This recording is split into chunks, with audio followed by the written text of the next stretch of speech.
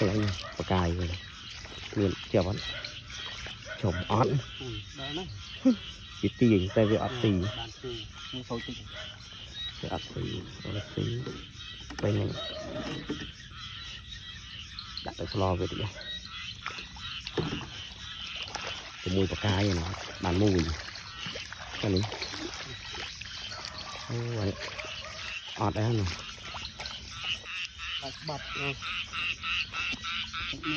cái tiền ọt cái tiền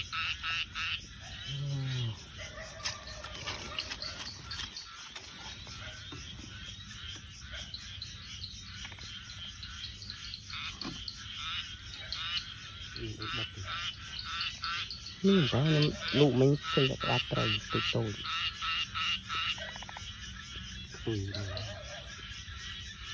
ba cái tôi đây là thông khơi như trượt trượt này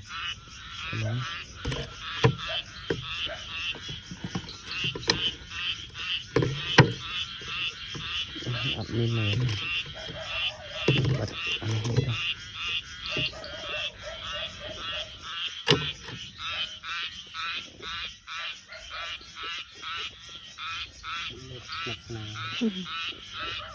tôi sẽ sợi chặt đai này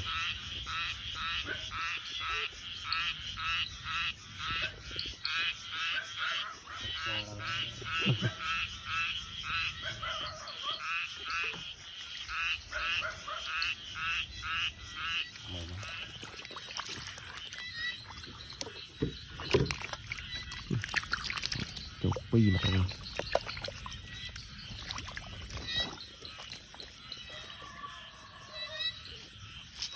mùi như hồi mùi còn khơi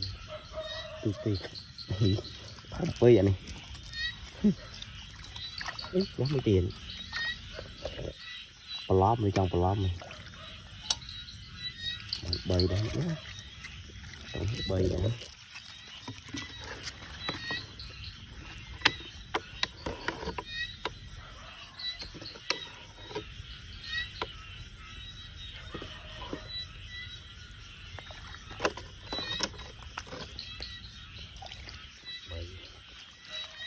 trong tí bu này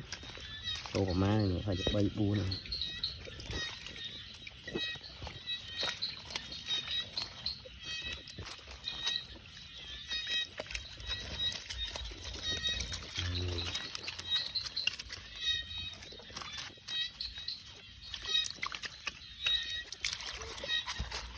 chọn trật tròn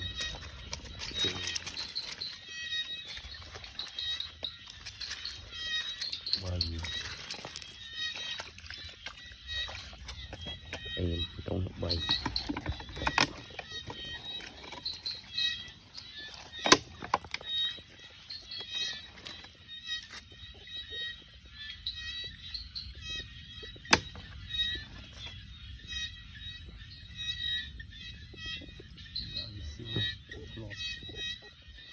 nó xả rất là gần